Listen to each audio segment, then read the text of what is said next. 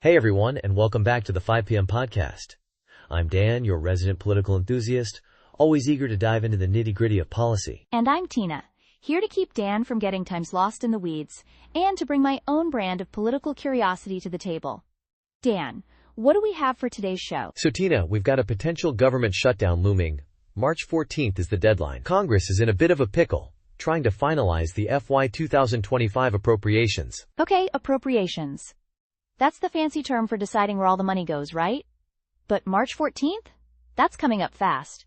What's the holdup? Exactly. It's all about the money.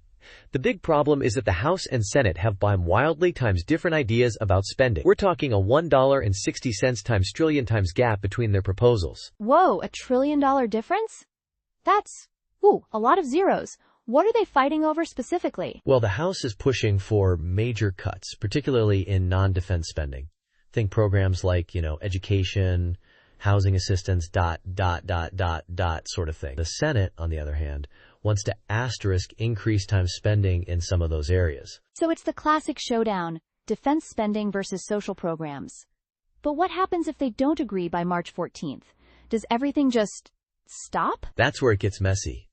A shutdown means non-essential government services grind to a halt. We're talking things like national parks closing, passport processing getting delayed.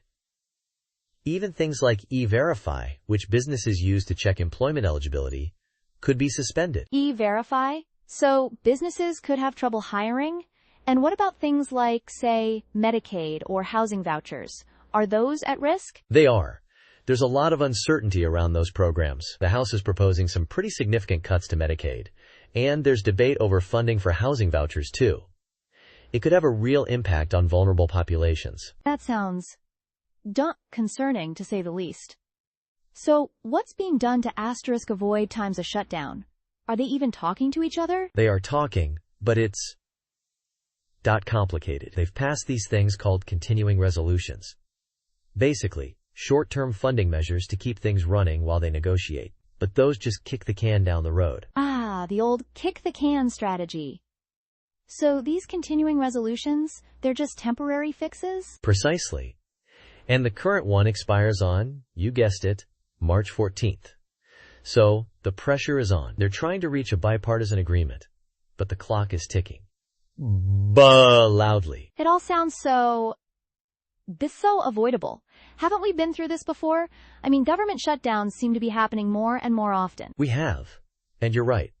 There have been several shutdowns in recent years, and they've had real consequences. Economic disruption, damage to public trust. It's not a good look. So what are the chances they'll actually reach a deal this time?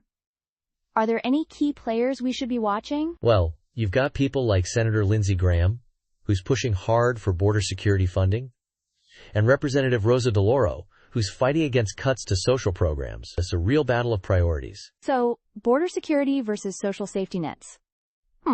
It sounds like a fundamental disagreement about the role of government. Exactly. And that's what makes this so difficult to resolve. It's not just about numbers, it's about deeply held beliefs about what the government should and shouldn't be doing. I'm also hearing them use this term, budget reconciliation. What is that all about? So basically, budget reconciliation is a special process. It allows the majority party to pass certain spending and tax bills with a simple majority vote, bypassing the usual 60-vote threshold needed to overcome a filibuster in the Senate. It's another tool that is available. So they are just trying to make sure things get passed, even if that means going around normal routes. Well, Dan, as always, you broke this down for me and everyone else listening. I think everyone should have a better understanding about what is going on. Thanks for helping us break down this potential government shutdown. Of course. And to everyone listening, thanks for tuning in. Keep an eye on the news, and we'll see you next time on the 5 p.m. podcast.